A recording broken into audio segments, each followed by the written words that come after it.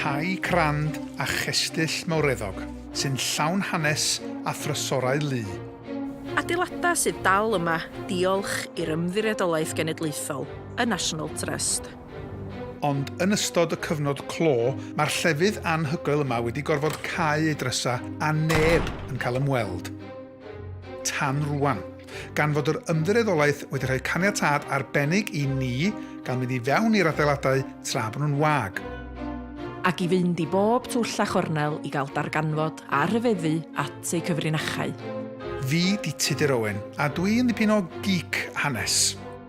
Ac Elinor Grey Williams ydw i, dwi'n bensau'r cadwriaethol a mae gen i ddipyn o obsesiwn efo hen adeiladau. Mi fyddwn ni'n mynd dan groen yr hanes a dod wyneb yn wyneb ar gorffennol, y da a'r drwg. Dyma stori'r ymddiriedolaeth yng Nghymru, y tir, y tai a'r trysorau. O, waw, mae hwnna'n arbennig, ynddi? Yn y rhaglen yma, da ni yng Castell y Waun ger Wrecsam. Castell a adeiladwyd gan frenin Lloegr Edward y Cynta i ddangos ei rym yn erbyn tywysogion Cymru. A dwi'n gweld reit i wilod y castell yma. Cyn i'r castell gael ei drawsnewid yn gartraf teuluol urddasol yn llawn rhyfeddodau pensaernïol. Ond dwi'n meddwl i ni rioed weld gwaith plastar cweit mor ddifn a cweit mor dynamic a hyn. Ac i'r castell gael ei adeiladu i oresgyn y Cymru, mae rhai o'i drigolion wedi bod yn gyfrifol am amddiffyn ein trysor mwyaf, ein hiaith. Da ni'n defnyddio'r lle yma wan i warchod rhai o'n trysora mwyaf gwerthfawr Cymreig ar gyfer y dyfodol. A dwi'n meddwl bod hynna'n diddorol iawn.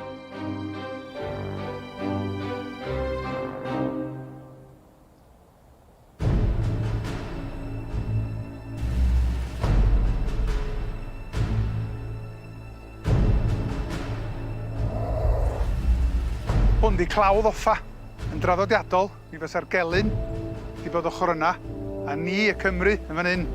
Y ni a nhw. Mae'n swnio'n syml yn dydi. Ond wrth gwrs, yn yr ardal yma ar hyd y ffin, doedd pethau byth yn syml. Dwi ar y ffordd i Castell y Waun, sydd jyst dros y bryn yma. Ac o gofio pam a phryd gafodd hwnnw i adeiladu yn ystod oes Edward y Cynta ac i gadw rheolaeth arna ni. Dwi'm yn gwybod sut dwi'n teimlo am y peth. Edrych ymlaen, ond mae yna rhywbeth yn ddyn sy'n ewn mi. Neu fi deimlo'n flin yn barod.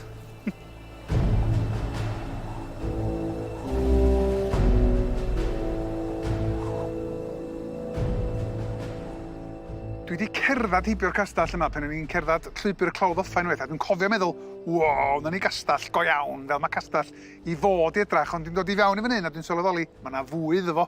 O lawar, mae hyn yn gyffroes, Elinor. Yndi, mae'n edrych yn wahanol, dydy, achos dwi'n meddwl da ni di arfer yng Nghymru edrych ar gestyll Edward y Cynta fel adfeilion, a dwi wedi gweithio lot ar adfer rhai o'r adfeilion hynny.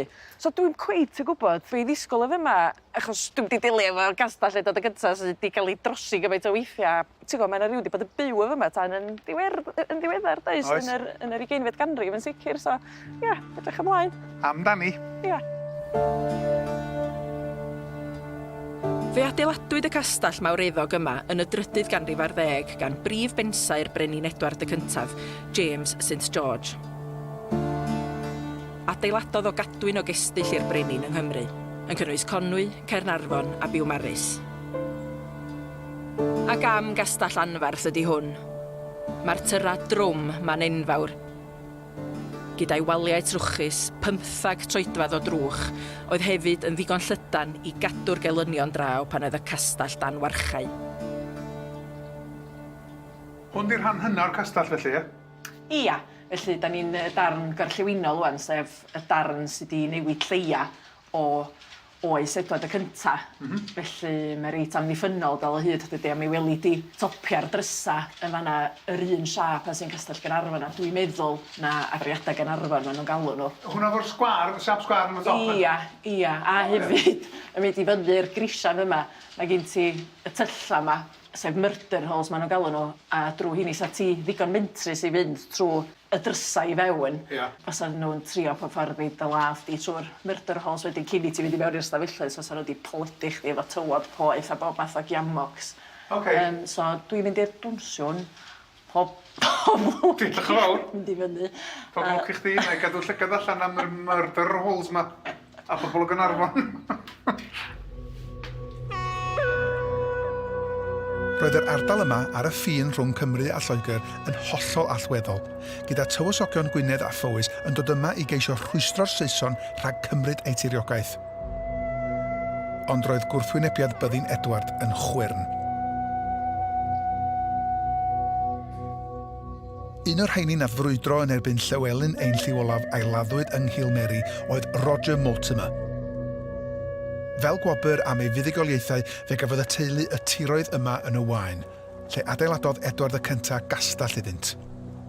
Mae'r archeolygydd lleol Spencer Smith wedi astudio'r cyfnod. Llywelyn yn cael ei denu lawr i'r canolbarth. Yep. Di ddim i fod lawr enw, mae'r bobl eraill allu fod yn cwffio lawr fanna, ond am ryw reswm, mae'n cael ei ddenu lawr fanna, a maen nhw'n ama bod Mortimer yn kind of deud, ti'n efo fi? Awn ni lawr fanna, wnawn ni gyfarfod a cael rhyw sgwrs, a fel oedd y trefniau yn Treaty Montgomery yn 1267, na ni ail drefnu yn gen i sgwrs, ond am ryw reswm mae'n mynd efo nhw, a mae'n cael ei ladd. So mae Mortimer a pob dim yn mynd ar pen lawr i Llundain, i Edward yn mynd, da ni wedi ladd o, beth da ni'n neud rwan? A wedyn, da ni'n gweld yr gadwyn ma o gestyll Edward y cynta'n ymddangos. Na fo. Dwi'n teimlo'n drist dwi'n. Mae'n ochr i wedi colli. Do. Sgwni beth sa Mortimer yn ddeud. Beth a'n gweld hwnna fyna wan. Dwi'n meddwl, yn y bôn, mae o eisiau bod ar ochr ti'n ennill. Y ffaith dwi o Wrexham, dwi dal yn siarad Cymraeg, a dwi'n byw yn yr ardal, da ni'n di colli. Da ni dal yma. Dwi'n di cael gwared ohono. Come on, Spencer! Yn union. So, da ni'n iawn. Mae byw yma, mae pobl dal yn siarad ei iaith, mae'r ffin mor agos, a da ni dal yn defnyddio, dal yn dwyieithog, dal yn defnyddio iaith. Reit, ti di chwilio am gleddyf, a ni amdani. Iawn. Da ni yma yn dwnswn tŵr Adam. Da ni'n gwybod bod ni mor bell a da ni'n gallu mynd o fewn y castell yma oherwydd mae garreg sylfaen yr holl castell yma. Da ni hefyd yn gwybod bod y tŵr wedi cael ei ddefnyddio i garcharu bobl oherwydd mae yna archifa yn Nhŵr Llundain sy'n dangos bod bobl wedi cael ei dosbarthu o fanno i Castell y Waun.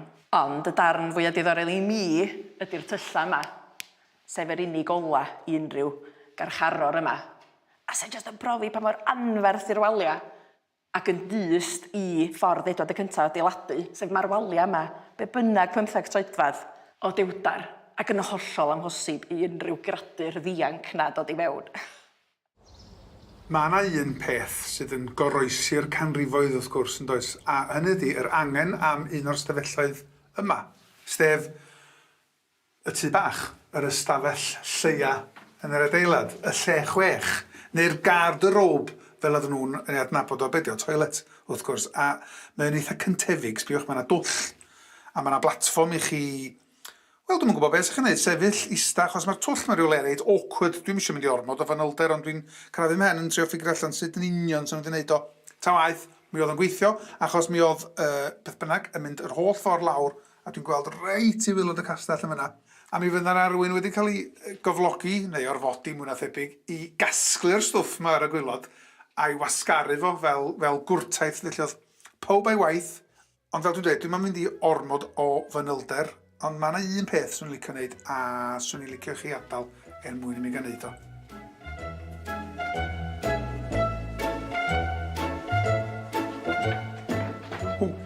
Mae pethau dal i weithio, maen nhw'n hen. Swn i'n mynd i own i fyna'n 500 mlynedd swn i'n chi.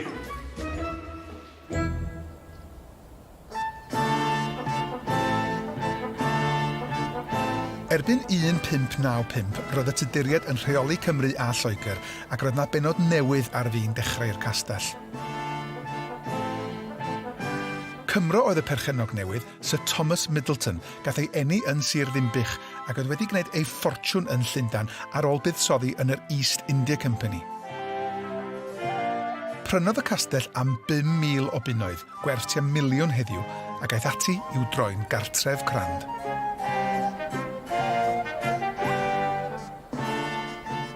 Yn ogystal â bod yn ddyn busnes llwyddiannus, roedd Middleton hefyd yn gwasanaethu fel ynad heddwch lleol, ac fe adeiladodd lys ynadon i'w hyn y tu fewn i'r castell. Mae'n le arbennig iawn, a dwi wedi cael caniatad i ddod i fewn i edrych ar y gwaith adfer diweddaraf. Mae'r ystafell yma yn unigryw dros ben. Mae'r un o'r unig esiampla ym Mhrydain lle gwelid gwaith plastar sydd wedi gomisiynu i'r unig bwrpas i arddangos symboliaeth o weinyddu cyfiawnder. Yn y cyfnod yma, yn y 15fed ganrif, oedden ni'n symud o ddefnyddio gwaith ffris mewn pren i waith plastar, sef plastar calch efo gwallt yna fo a tywod. Ac yn y cyfnod yma, nhw'n cychwyn arbrofi efo arddull o adeiladu gwaith reit gyffyrddiol, reit ddifn, ac mae hwn reit hynod.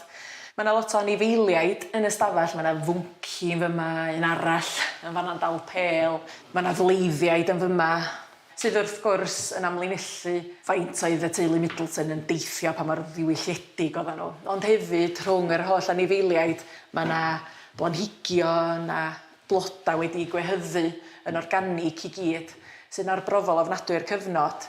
Ond be mae hynny'n amlinellu o fewn cyd-destun y stafell ydy, bahafiwch eich hunan, da ni mond ar y ddaear yma am gyfnod byr. Dwi'n meddwl i mi rioed weld gwaith plastar cweit mor ddifn a cweit mor dynamic a hyn. Fod Sir Thomas yn gwario'r rhan fwyaf o'i amser yn Llundain, roedd o'n falch iawn o'i wreiddiau. Roedd yn siarad chydig o Gymraeg, ac mae un llyfr sydd wedi goroesi yn ei lyfrgell yn dangos faint oedd yr iaith yn ei olygu iddo fo. Yn 1630, fe dalodd Middleton ac un o'i gyfoedion, Rowland Heilyn, i gyhoeddi fersiwn bach o Feibl Cymraeg William Morgan. Mae'r copi gwreiddiol o'r Beibl bach dal i fod yma, yn cael ei arddangos ochr yn ochr â chopi o Feibl William Morgan, sydd wedi ei gludo yma o un o dau eraill yr ymddiriedolaeth dros dro i gael ei warchod yn ystod y cyfnod clo. Geraint, mae'n siŵr bod chi yn eich 7fed nef mewn stafell fel hyn. O, do. Mae hynod o beth gweld llyfrgell fel hyn sydd wedi goroesi mwy neu lai fel oedd o cenrif yn ôl. Ie, a wedyn y trysor wrth gwrs, dyma fo, y Beibl bach. Yeah. Ond cyn i ni sôn am hynny, mae yna surprise. Beth sydd drws nesaf efo? Copi sydd gyda ni fan hyn o'r Beibl Cymraeg cyntaf, sef Beibl William Morgan 1588. Beibl mawr, un plig Beibl ar gyfer y glwysi, Beibl pwlpid oedd Beibl William Morgan, ond Beibl bach, Beibl poced sydd gyda ni drws nesaf iddo fo. Pam ddaru Middleton ariannu y Beibl bach yma? Oedd o'n ymwybodol iawn o'i gefndir Cymraeg. Oedd o wedi treulio cyfnodau hir yng Nghymru. Oedd gyda fo berthnasau agos oedd yn Gymru Cymraeg. Y syniad oedd gyda nhw oedd cael Beibl ar gyfer y werin bobl. Beibl bach, Beibl oedd dim ond yn costio coron. Oedd hynny o fewn cyrraedd teuluoedd yng Nghymru. Oedd gwerthu Beibl fel hyn am 5 swll, sef £0.25, ond golygu bod llawer o deuluoedd yng Nghymru wedi cael Beibl am y tro cyntaf. Ac oedd hynny wedyn yn gynsail i bobl ddechrau dysgu darllen yn y Gymraeg. Felly mae yn deg i ddweud fod y Beibl bach mae wedi cael cryn effaith ar yr iaith ers hynny dros y cyfnod. Ydy, yn sicr. Mae cael gweld y ddau Feibl yna yn y llyfrgell yn fan hyn, di wneud i fi feddwl, a dwi wedi sylweddoli beth, mae yna wrthgyferbyniad anfarth yn y lle yma'n does. Mi gafodd o'i adeiladu Castell y Waun yn ystod oes Edward y cyntaf gan Mortimer, mwyn i bob pwrpas gael gwarad ohona ni y Cymru unwaith ag am byth. Ond bellach, da ni'n defnyddio'r lle yma wan i warchod rhai o'n trysora mwyaf gwerthfawr Cymreig ar gyfer y dyfodol. A dwi'n meddwl bod hynna'n ddiddorol iawn.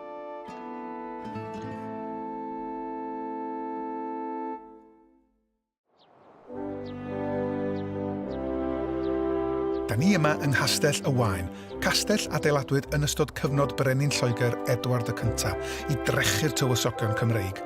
Dros y canrifoedd fe ddaeth yn gartref crand i'r teulu Middleton, ac yn 1747, Richard Middleton etifeddodd y tŷ. Fel yr etifedd newydd, aeth Richard a'i wraig Elizabeth ati i foderneiddio'r castell a chynllunio stafelloedd ffasiynol hynod o foethus o fewn y waliau trwchus.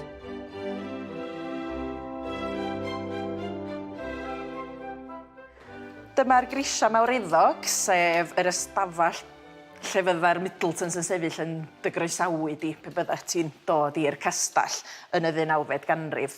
Ww, ma' nhw'n fawreddog yfyd. Ie. Ma' hwn wreiddiol, lly'r hen gastell i hwnnw yn y rhan crwn ma. Ie. Ond ar yr pensaer Joseph Turner a ddurnor lle yn yr arddull neo-clasurol ma. Ie. So, diolch yn edrach fel castell canoloesol i mwy na dyn. Ond felly rwla o dan yr holl sioe ma'r ffys ma. Ond ma' dal yna, yndi. Yr hen grisian a'r murder holes na gyd, yndi? Ia, yndi, mae gyd yna. Esblygiad amser di o de. Mae pob un haen efo stori i ddeud, dydy. Hwn ydy'r unig esiampl de o gastell amddiffynol eto y cyntaf wedi cael ei drosi. Felly mae'n hollol unigryw, dydy, ac yn hollol ddiddorol, di gwir, dydy, o ran ffordd mae wedi cael ei drosi. Yndi, mae'n gwneud yn arbennig ofnadwy.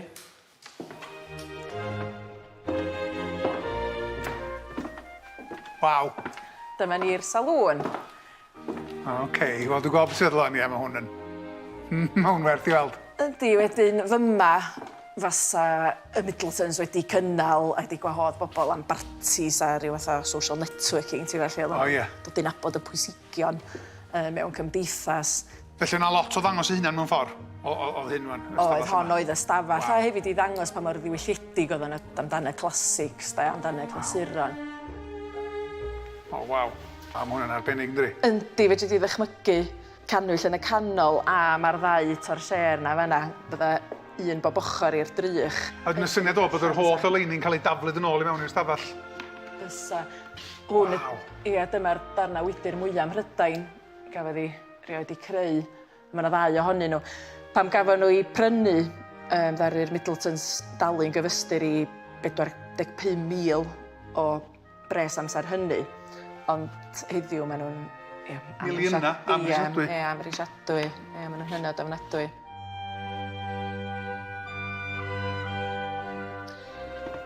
A dyma ni ystafell ola, lle bydden nhw wedi dŵad ar ôl i'r gloddistan fanna i ymlacio y drawing room, di enw hon. O, neis.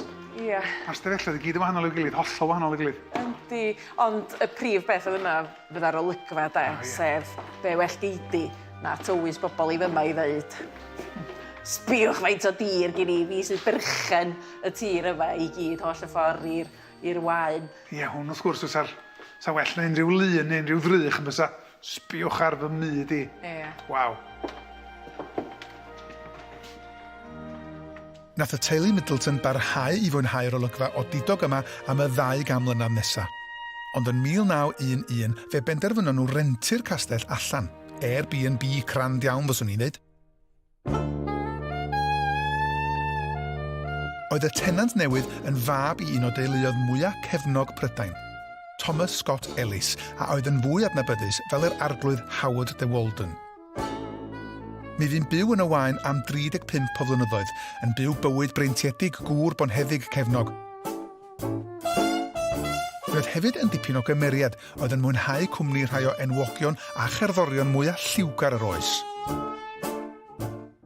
Pam ddylwn ni wybod am yr arglwydd Howard de Walden?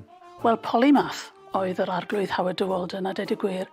This magnificent man, chwedl y Times, ar ôl ei farwolaeth ym 1946. Dwi wedi darllen o'r bod o yn ddyn eccentric, ydy hynny'n deg? Falle roedd e'n eitha eccentric yn ei ddydd, ac mae'n edrych braidd yn eccentric i ni heddi, ond roedd e'n diffiant iawn, dwi'n meddwl, am beth roedd e'n gwneud yn ystod y cyfnod.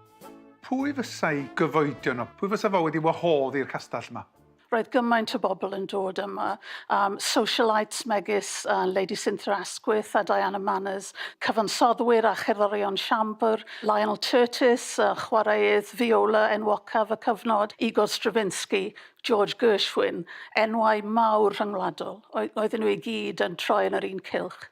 Sgwni os oes efo wedi gwahodd comedians yma heddiw. Mi oedd diddordeb mawr gan de Walden yn y Gymraeg ac y mywyd diwylliannol Cymru.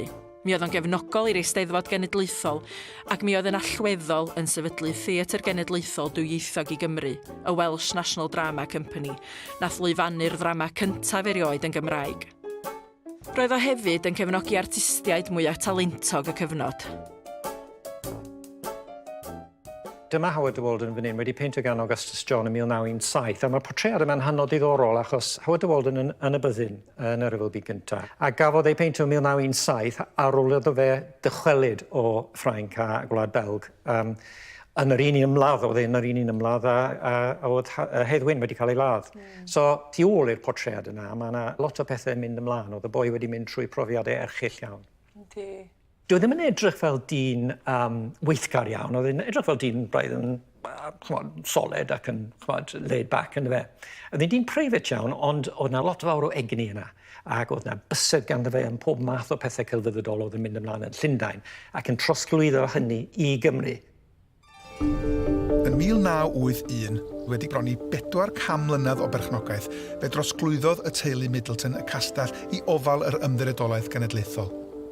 Yn ogystal â'r gwaith cadwraethol yn y castell ei hun, maen nhw'n gofalu am yr ystad ac yn gwarchod y coed hynafol sydd yma.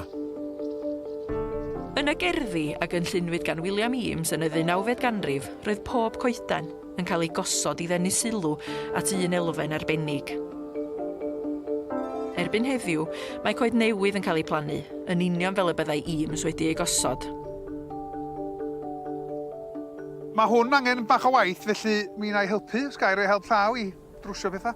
Tra fi'n doholi di. Ie, croesi chdi wneud. Be di'r goedan yma, da ni warchod fan hyn wan? Derwen di hon. Mae yna ddwy fath o dderwen ar y stad, lly. A chdi. Gwan. Na'n gamli. Gyddia ni hwnna fyna. Be sy'n mynd i fod yn... pam da ni'n adeiladu'r gardd mor gry a hyn, lly? Be sy'n mynd i fod yn ambygio'r goedan yma? Wel, mae ddefaid yn y cae rwan, lly, ond mae yna wartheg yn mynd i fod yma hefyd, lly. A fel ti'n gwybod, mae gwartheg yn licio rwbio ac cosi yn erbyn rhyw bethau. Wedyn, da ni angen gwneud gardd mawr i warchod y coed rhag y gwartheg hefyd, lly, de. A be di oed y goedan yma? Mae hon tua 10 mlynedd oed, lly. Un peth sy'n taro fi wan efo dy waith di, ynde? Ia. Sy'n mynd gael just cnocio hon i mewn. Mae hwn yn bwynt bwysig wan, reit? Felly gai warad ar hoelan yma gynta. Dathlygu hi, de. Na i ddim i fflygu wan. Mae yna gainc yna. Reit. Neith tro. Neith am wan. Ond mae hwnnw'n boint diddorol dweud y gwir, achos un peth sy'n taro fi ydy, gyda phob parch, Ia. ti'n mynd i weld ffrwyth dy lafur efo lot o dy waith di, nag wyt? Na, mae'r un peth y wir yng Castell y Waun, mynyddoedd Eryri, Meirionnydd, ar Ynys Môn. Da ni'n neud y gwaith yma mwyn gwella yr elfennau cadwraeth, lly. Os ydyn ni'n plannu coed ac eisiau nhw fod yn eiddfed, bydden ni wedi cael yn claddu cyn bod y coed na'n eiddfed, lly. Wedyn, da ni'n gobeithio wrth wneud y gwaith a hyrwyddo'n gwaith pam bod o'n bwysig bod y cenedlaeth nesaf mynd i werthfawrogi ac ar ymlaen efo'r gwaith bwysig yma, de. Wel, dwi'n siŵr fydd yr hen gair yma'n sicr dal i sefyll i weld y coed yna'n tyfu hefo'r cenhedlaeth nesaf. Mae wedi sefyll am dros 700 mlynedd yn barod wedi'r cyfan. Be ti fel ta? Mae rhaid mi gyfadda, nes i gyrraedd yma ac o'n i'n bach fel hyn. Achos o'n i'n gwybod fod o'n ran o'r gadwyn yma gafodd ei adeiladu i gadw ni y Cymru dan reolaeth. A fel Cynarfon a Conwy a Biwmaris, ond be nath y nychry ni oedd, mae'r cestyll yna nes i enw i wan, di marw. Dydy hwn di, mae dal yn fyw. Dwi'n meddwl bod disgwyliadau yr ymwelydd yr un peth hefyd, dydy. Maen nhw'n dŵad yma disgwyl cael profiad hollol wahanol. Maen nhw'n disgwyl cael gweld Castell y dod y cyntaf, dydy. Yndi, ag o'r tu allan, mae'n edrach fatha. Yndi. Mae'n debyg iawn i Biwmaris, yndi? Yndi. Mae'n rhaid mi gyfadda, mae'r cysylltiadau Cymraeg a Chymreig efo'r lle yma di bod yn gryfach na unrhyw un o'r lleoladau eraill wedi weld. A mae hynny wedi bod yn agoriad llygad. Castell ar y ffin rhwng Cymru a Lloegr. Castell gath ei adeiladu gan y Saeson i orchfygu'r Cymru. Castell sydd, er hynny, yn dal i sefyll yng Nghymru a sydd wedi bod yn gadarn yn ei Gymreigtod. Castell felly i'n dyfodol ni.